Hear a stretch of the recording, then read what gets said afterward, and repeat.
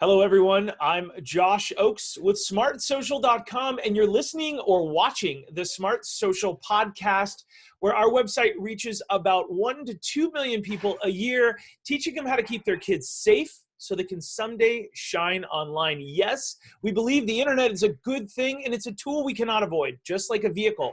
You cannot avoid getting in a car to go where you need to go, but first, you have to have a destination in mind. And next, you need to know how to use the vehicle safely. And then last, you need to know that even though you're safe on the roads, there can be other people close to midnight that might be driving erratically. And if you just let your kids out there without understanding the roads, or in this case, the digital lifestyle and all these tools that we have, it can be dangerous. So that's why we're here today with hope, with a passion of making sure that you understand how to really navigate this road of all these digital devices. We've got a lot of positive stuff here today, and I've got an amazing, amazing story for you here today. We have somebody on the video right now from Bark, Tanya Jordan, Chief Parenting Officer at Bark, a social media safety app to help you monitor what your kids are doing online. A very important tool, a layer. Tanya, welcome to the video. Thank you. Thank you so much for having me, and thank you for all that you do. You have such an impact in this space, and it's much appreciated. Well, that's very sweet. We like you guys. I'm not getting paid to do this here today, everybody. We're doing this because we care about your kids. And we want to make sure kids are safe and smart online because there's a future that they have. And so we're really going to talk a little bit about a really dangerous topic here today that everybody avoids. They often say, not in my backyard. That won't happen to me. I'm a good parent. I know what's up. I'm a little bit more savvy. I'm digitally safe. I know what's going on. That won't happen to me. Today, we're going to talk about a very dark topic. And the topic is a blog post that one of Tanya's colleagues created. And this topic is backed by Bark.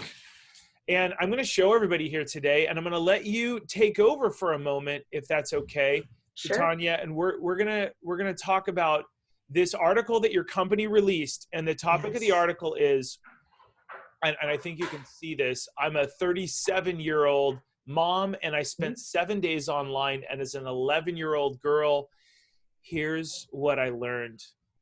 Give us a background on what this article is all about, and then we're going to talk about the next steps. Absolutely, yeah. So, this piece really resonated with people across the globe. It's been viewed over 6 million times since we published it just a few weeks ago. And it's one thing to be a company that alerts parents to digital dangers. And it's another thing to actually showcase what those dangers are like from the viewpoint of a child. Mm-hmm. And the majority of 11-year-old girls are not going to be able to share this sort of tough topic with the general public because of their privacy, which is completely understandable. And so we decided, let's do this. Let's go online as an 11-year-old. Let's post very innocuous content. That was key. It's one thing to put content out there that people could shame you about and say, well, of course they're going to get that in return because it's like they're fishing for it, which is another argument to talk about another day. But it's another thing to post, coffee cups and flowers and dogs and very, very tame 11-year-old stuff. Yep. And put it on a platform that has the resources to make it safer for kids, but doesn't yet. And then get messages from adult men in moments. We thought we were going to put up this persona and maybe have some pretty hard stuff to process over the course of months. We had it in moments, and it rocked our worlds. It was so hard because we know what is online. We send alerts. We know the harsh realities of the dangers that children face and the prevalence of these sort of issues. Yet to actually see it coming in real time, and the graphic nature of it. Again, if you do read this blog post, please do so with a bit of caution. There's very, very hard issues to process. We did not sugarcoat it.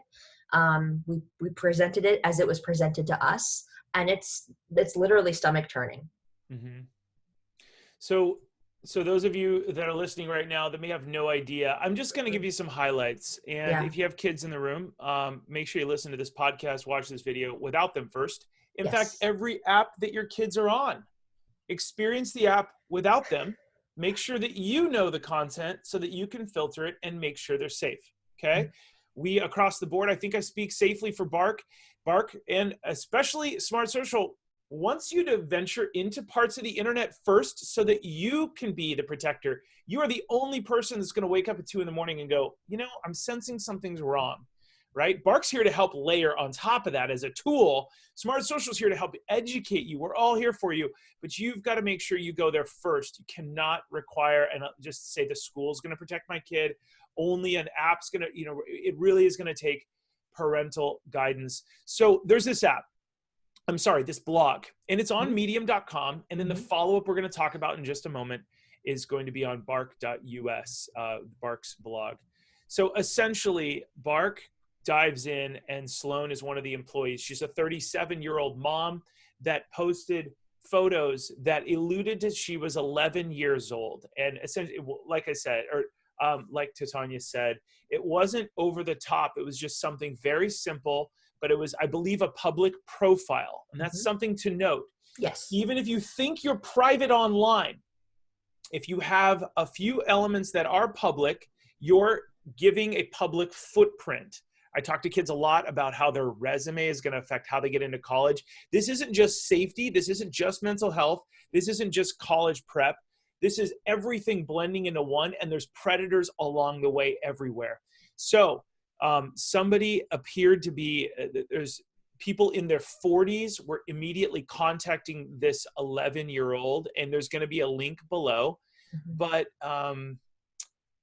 this gentleman pops out of the woodwork immediately and says, hey, would you like to be my boyfriend? And starts talking to her inappropriately, asking, will you send inappropriate photos? Once again, you can go read the whole thing, but it's immediate. And it probably happens to just about every student that's jumping on there if they have any form of public footprint. But I want you parents to know as well, and I'm going to hand this back over, but I want you to know, as a third-party person, I want you to know that even if your student is private online, they will get these messages because there is some form of public. So you need to really, really be careful. So Titania, walk us through kind of what you guys learned from this, and then we're going to dive into what can we do going forward. Yes, thank you. And to your previous points about even if your children have a private account, they still have a public footprint. That's a question we received a lot, especially on Facebook, was, will my child encounter this even if they have a private Instagram profile? And the answer is yes, because right now, your children, even if they have a private account, can still receive DMs, that's direct messages, in their other folder. Now, Instagram, according to their blog, has rolled out or is rolling out the ability to turn off DMs, but it's not available for everyone yet. And there's nothing stopping your child from toggling that on and off without your knowledge. So I'm glad that they're doing something, but it's not enough. So your child can still receive messages even if they have a private account. And also this persona said in her bio, like, I'm 11 years old, like it was there plain as day. So there's no way that these grown adult men could plead ignorance. They knew what they were getting into. Another thing is that a lot of us as adults think, I will know if my child's being groomed. And I think it will maybe take a long time, months, weeks, etc. The speed at which these messages escalated from, will you be my girlfriend? Do you have a boyfriend? To graphic images of body parts and masturbation. Moments. These are vicious, swift issues that are, can affect your child. And as little as the time it takes you to back out of your driveway to go to the grocery store, which is why you need to know that this can happen. And you need to talk to your children about, tricky people online and, deeper issues as they are age appropriate and ready to handle them. So I'm rambling. I forget your initial question, but I believe you said walk us through what happened. And really it was, go Can I ahead. get nerdy and show people Please. how this works? Yes. Now, Yeah. parents, I want you to know, just like what was just alluded to, there will not be a government warning. You will not see a red flag on your dash saying, warning, change the oil, and your kid is unsafe. There's no warning. And predators want you to think, oh, not in my family. It won't happen to me. Mm-hmm. Predators want you to go, I will, I've got a ton of phones here. People send me sample phones. Predators want you. One of them's Gab Wireless. I don't get paid to say this, but I like this watered down phone.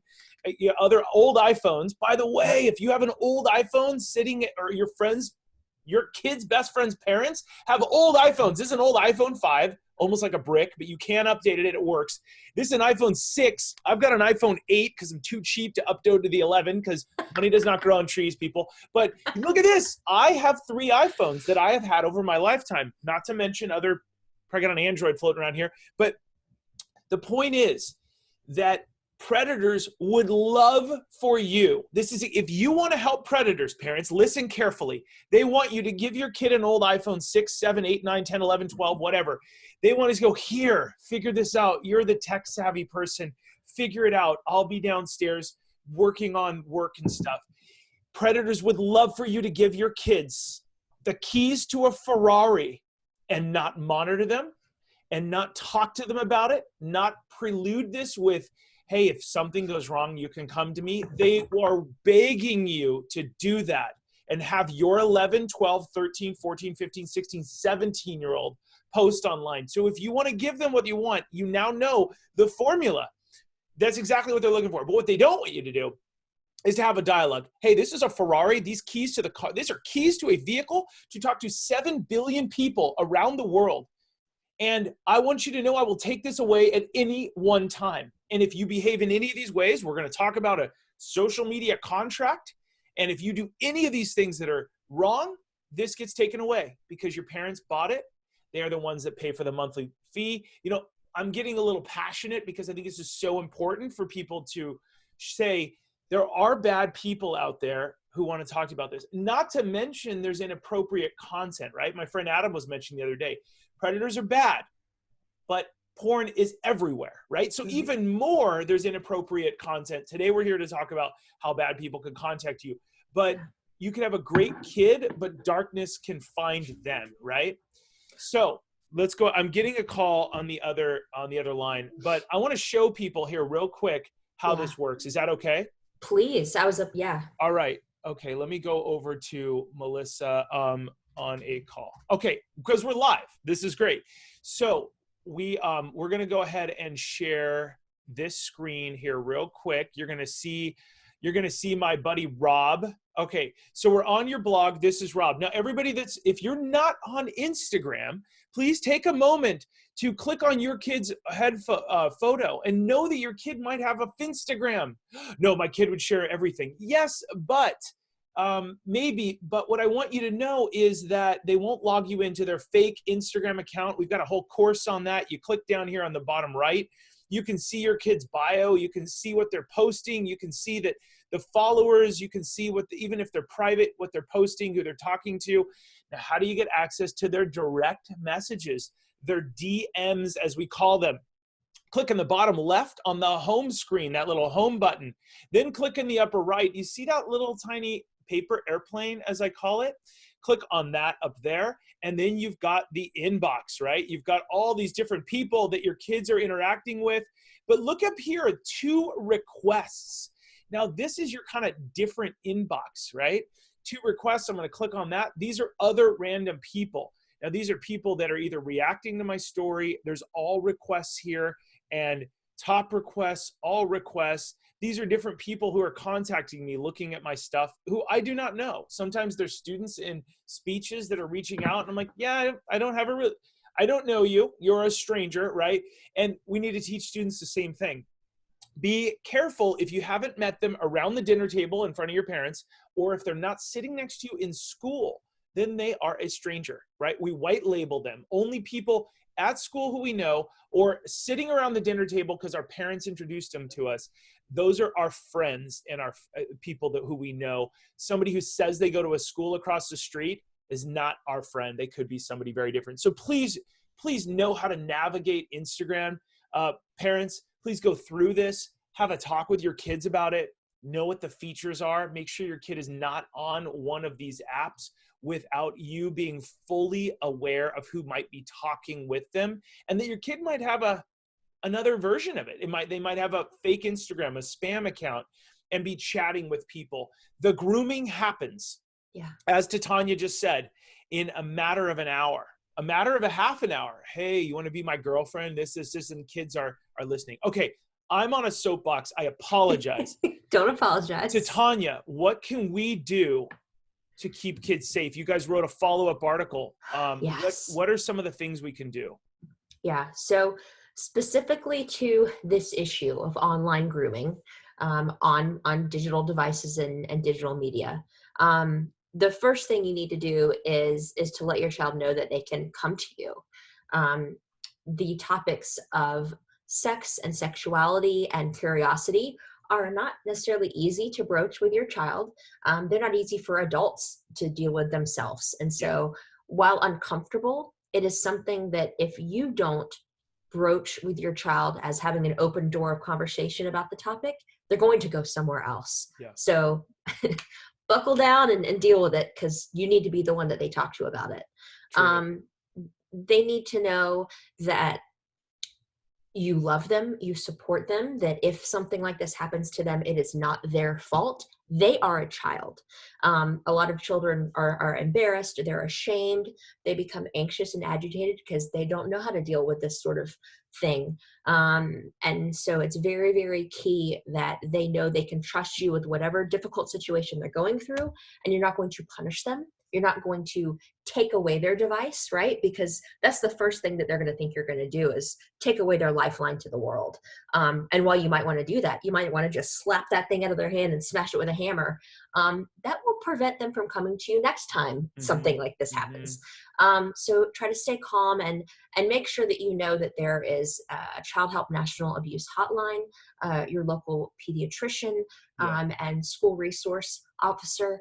Depending on where this sort of thing happens, you need to know that you don't have to deal with it alone.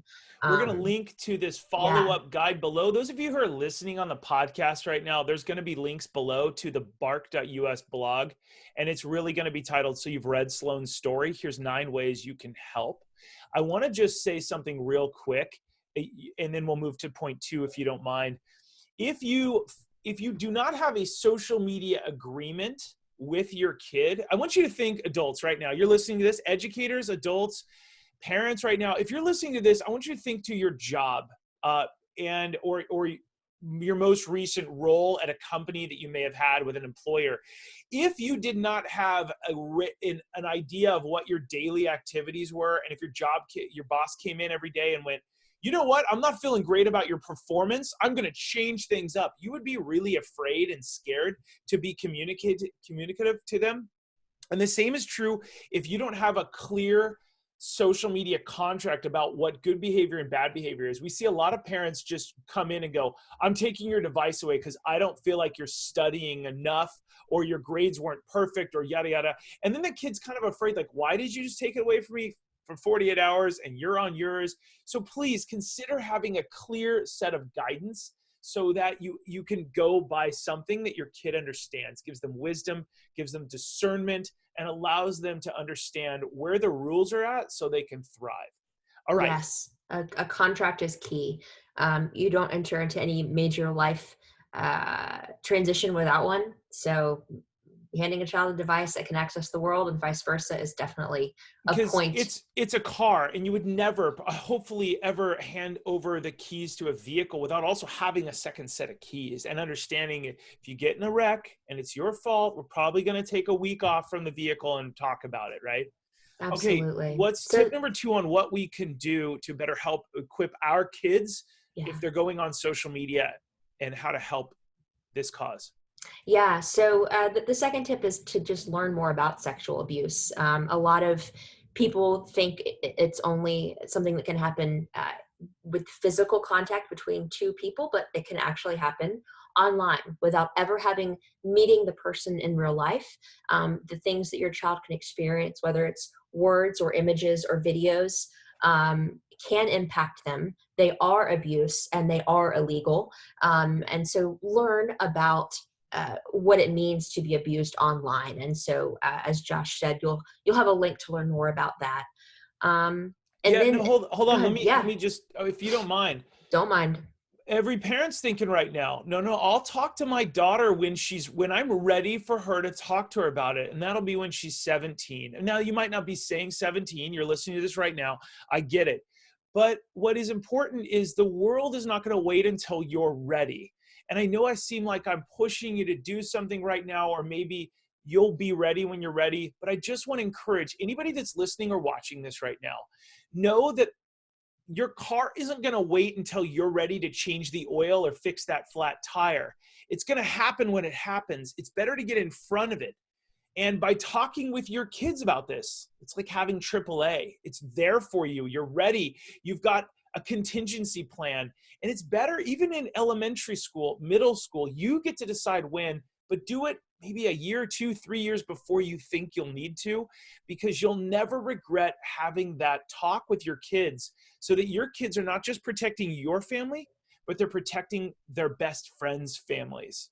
Okay. That's so true. Thank you, Josh. And to another point, in using a car analogy, it's one thing to tell your child to wear a seatbelt, because if they don't, they could die.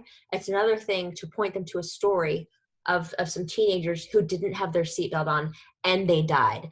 It's less about authoritarian to minor giving direction than teaching through example, teaching through story. It takes that authoritarian dynamic out of it, and just points to the, I love you, I care for you, this really happened to somebody and I don't want it to happen to you. Yeah. And then, I mean, just to take that one step further, if most high schools have a drunk driver day, distracted driving day, a lot of them in Los Angeles do, Yeah. and they will actually bring in they'll bring in first responders. They'll have a coffin. I mean, it scares the kids. The kids walk through and go, look, here's what happened. Late night, somebody else hurt them, killed them, whatever. Here's the ambulance. Here's the coffin. Here's the funeral. I mean, rather than telling them don't do this, they show them, and every kid is required to walk past it. That story is stuck in their heads, and it probably saves a life, if not 15 lives, at every major high school across the country who do that, right? I'm not saying you need to do that, but in social media, we often think, oh, it's a whole new world. The kids get this. This is how they talk. They can use it. It's fine. They do not have the frontal lobes that you as an adult have. And if you don't have those stories that you're telling your kids, then they'll just say, oh, that my mom said don't do that, but it's fine. But if you walk them through the story and you say, hey, let's go to Google and figure out what could happen if, and you read these stories with your kids and don't sugarcoat it, there's a better chance that they'll probably make wise decisions when you're not around. Okay. That's right. Let's move on to the next one. Yeah. Sorry. Yeah, no, do not apologize. This is a very, very important topic. And because it's so difficult, it's one that isn't broached as often as it should be. So thank you for digging into the things that aren't comfortable, but are very important.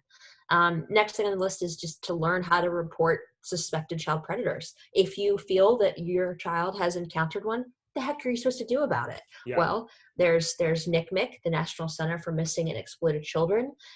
They have a cyber tip line, which Josh will link to. It's just 1-800-THE-LOST. You can also get in touch with your local FBI office. Another great, easy to remember 800 number, 1-800-CALL-FBI. And don't hesitate to contact your local law enforcement. That is what they're there for. Yeah.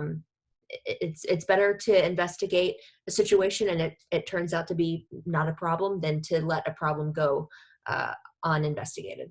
And just a side note, we get a lot of parents calling us saying we called law enforcement, and I think that's important to do. They want to hear from you. You should call them and alert them, because this may be happening in your community a lot. Don't be hurt if law enforcement goes, thank you, we've taken the note, wonderful, have a great day, and they move on. And that, don't think that A, it's over, and B, don't think that they're going to go, great, we've never heard of this before, we're on it, and we've got all of our detectives. Just know that you need to start a paper trail so that this doesn't happen to another family. And then you move on to protect your kid your own way through education, through monitoring, and all kinds of other things. But know that you don't go to the officers and they fix it.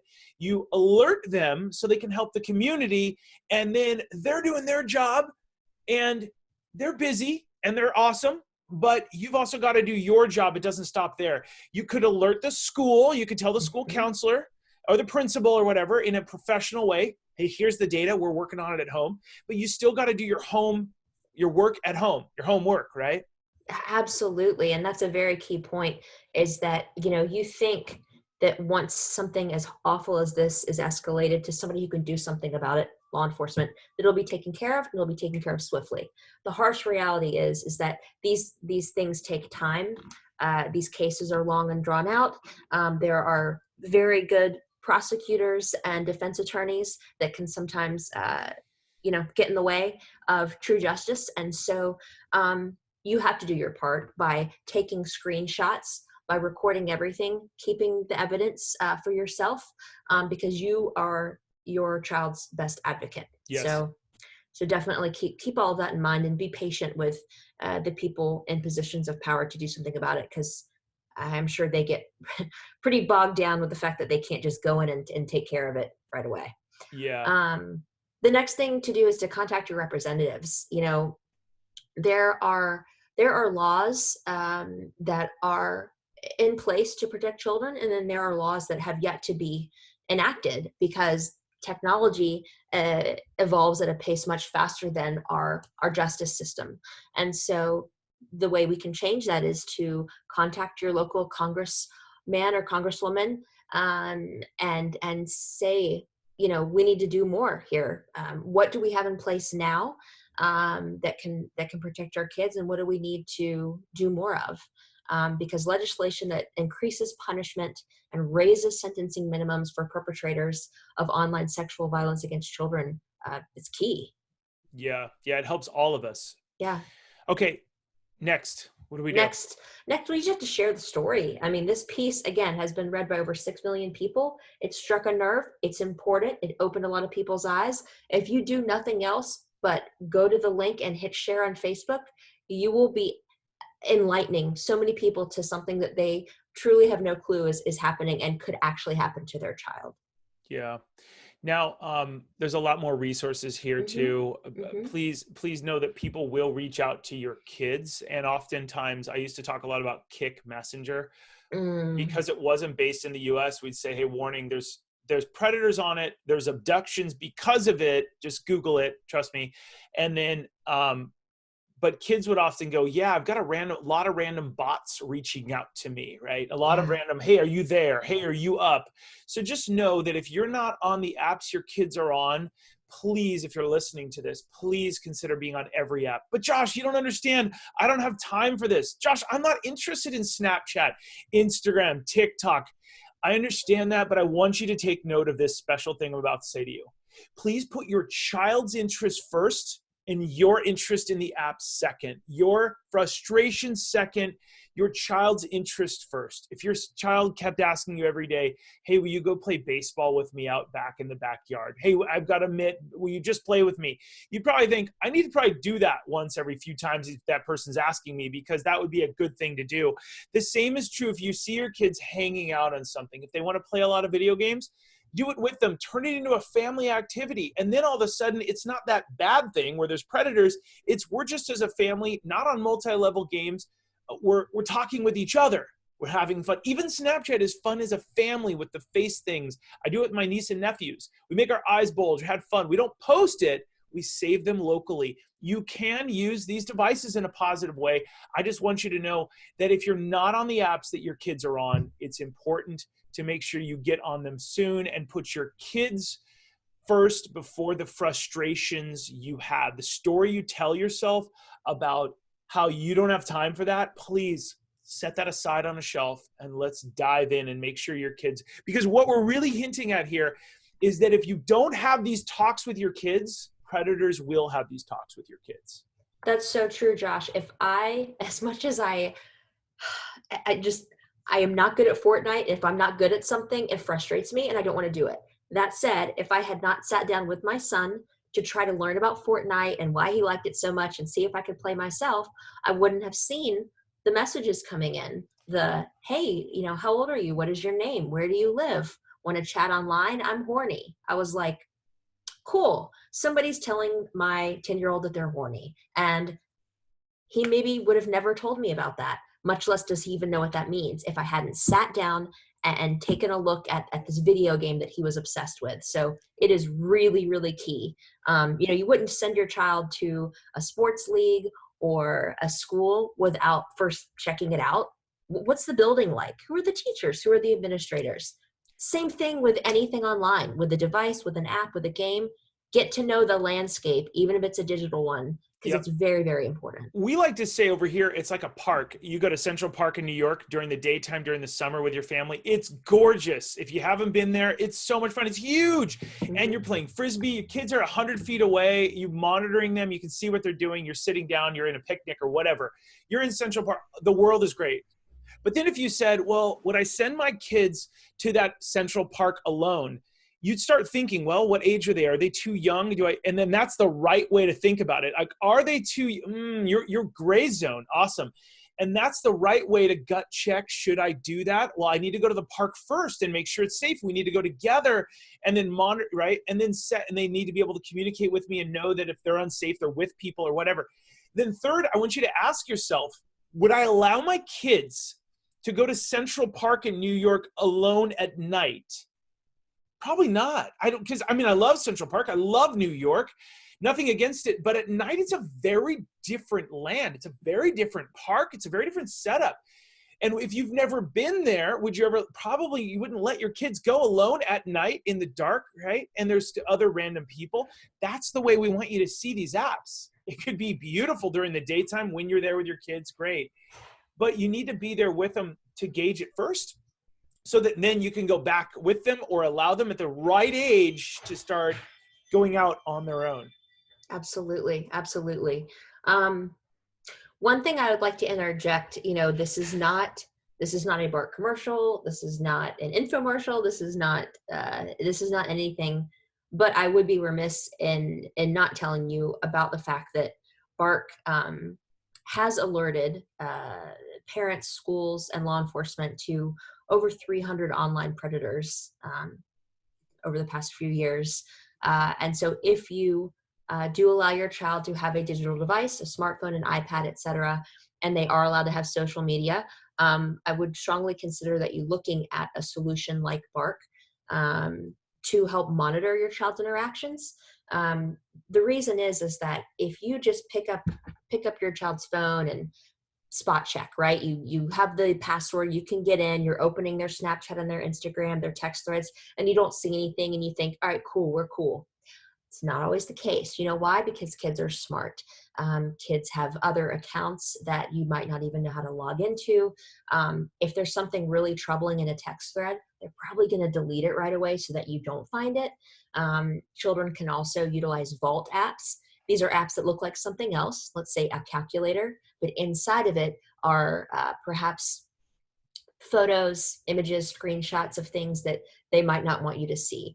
And so because spot checking your child's phone is both cumbersome and effective, you can use a technology solution like Bark, and it will monitor your child's social media, text messages, and email, and it will alert you if your child has encountered an unfortunate incident like an online predator.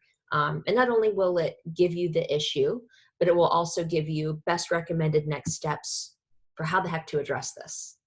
Yeah, it's a huge deal.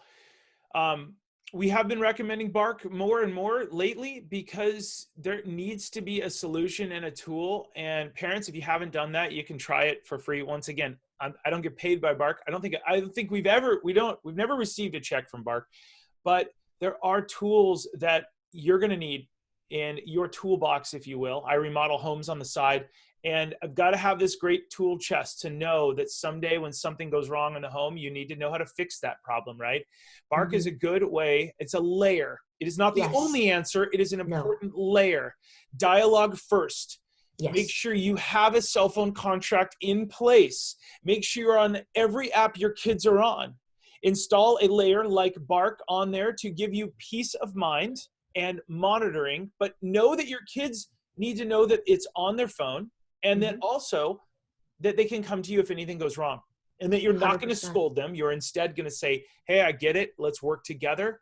I don't want to be the bad person. Let's go to Google and see what other stories of things that have happened. Let's work as a team. I want you to someday be independent, but we need to work through first some safety, some mental health, and talk about how to shine online someday. Absolutely. And Josh, on that note, like I know, you know, I was raised in a pretty conservative household where you do what your parents say when they say it with a good attitude. And I know that I allude a lot to having a relationship with your child and working through these things with them versus just telling them to do it. And it's not because I'm soft. It's not because I don't think a parent needs to be a parent. It's because these are proven ways to gain important ground with your child. Now, to be very clear, you should always be the parent first, friends later. You know, later's longer. When your child turns 18, you can be their friend. But before that, you are their parent. You are in control. You are responsible for their health and safety. And that also goes into their online health and safety. So please don't take these suggestions as me being you know, some new age hippy dippy, like loosey goosey, whatever. I totally get it. But if you want to have success with your child and keeping them safe, there are good ways to go about doing it. And then there are ways that have more friction. So as an independent third party, I'm going to tell everybody that's listening to this or watching this, let me tell you what schools really want you to do. 100% in line with what Tanya just said. And also, here's what every principal is thinking right now without telling you, most of them. We've talked with hundreds, and they say, look, we can't be the safety captain of your family. Only you can. 90% of the time, the people who come to my speeches are the moms. Moms, if you're listening to this, we are rooting for you. I am your professional cheerleader, and we are rooting for you. You typically put that safety hat on and you're protecting your babies like nobody else will. That's why a school principal is going to say, listen, you need to keep people safe at home. It starts at home. Number two, the school principal is or educator is probably going to say, what happens at home also exists at school. So know that there is no, hey, this happened at school, this happened at home. Next, you have to make sure that your kids aren't sleeping with their devices. A big part that we have not talked about is your kids we only have enough time for one podcast here, but we could go on and on about blue light and how blue light keeps you from going into REM sleep. And a good sleep is so important for adults and especially for children. Your kids cannot concentrate at school if they don't get that deep sleep. And this device is the enemy. Not only Instagram, TikTok, everything else wants your child to be gamified. I'm going to say something that's going to sound terrible. I've never done a drug in my life, but this is like cocaine for your eyeballs. It really is. It just opens your eyes and it gives you this weird feeling that we've all felt of checking things, of gamifying. It's terrible. Please don't let your kids sleep with their phones. Please, adults, consider putting your phone somewhere else. If you have to use it as an alarm clock, figure out an old ghetto way to use another alarm clock. I have a sleep app that monitors me, but I still leave it as far away as possible so I can, it wakes me up during a certain window. But please, that's one of the biggest tips. And if your kids aren't sleeping with their phones, they can't talk to random people at night. It helps to fix some of this stuff. So please remember, your school wants you to be the safety person, wants to remind you that everything that happens at home is also at school, and that these things that can happen, these group texts that are happening, also will get your kid in trouble at school. Please don't sleep with your kids. Don't let your kids sleep with their device. Please be on every app your kids are on. We cannot reiterate that enough. I know Bark believes that. They want you to be where your child's at, because without that layer of communication and your kid knowing that they only get this device if they're allowing you to be everywhere they're at, Bark isn't as helpful. Your kids are going to figure out how to do weird stuff, but working with your kids and a layer of Bark plus a layer of education, we believe is going to help your family to be more safe. What did I get wrong? Sorry, you didn't think that you're gonna correct me. What did I miss? I don't think you missed much. Let's recap. talk to your kids. No tech can replace effective parenting and open and honest communication. Thankfully, there is tech that can support it. Don't be afraid to be a parent. You know, and just think about, I mean, common sense. There's no reason for this thing to be in the bedroom. They need sleep. If they're on this, they're not sleeping. Do you know how kids grow? Do you know how they have healthy minds and bodies? By getting enough sleep. Yeah. It just makes sense. School, such a good point. You know, it used to be that schools and the home life were a little bit more separate. But thanks to these devices, these issues are happening in a crossover way. And that means that schools and parents and the community, we have to come together. There's much less separation now. And so that's why there's Bark for Schools as well. And Bark for Schools is free. And we have found online predators contacting children through school issued devices and accounts. It's not just Instagram and Snapchat and the other platforms you mentioned. So that's why it is key to talk to your children about this issue. Yeah. Titania, thank you so much for joining us here today. We really appreciate it.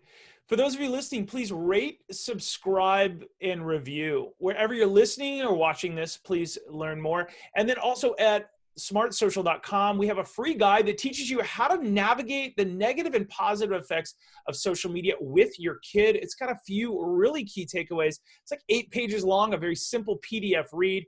It's a free download on the front of smartsocial.com.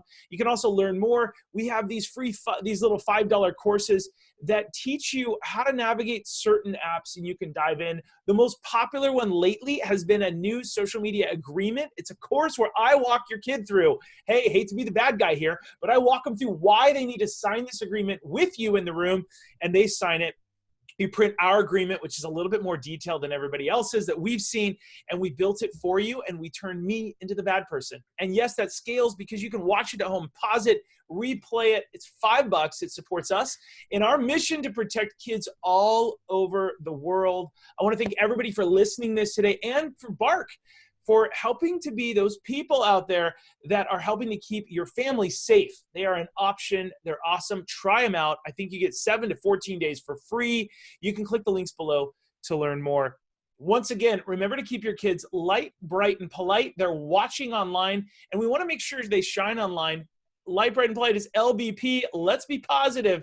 We're showing students that you can be positive online in everything that they do. I'm Josh. Thank you so much to Bark, to Titania Jordan today, Chief Parenting Officer at Bark. We'll see you guys soon. Thanks so much. Have a great day.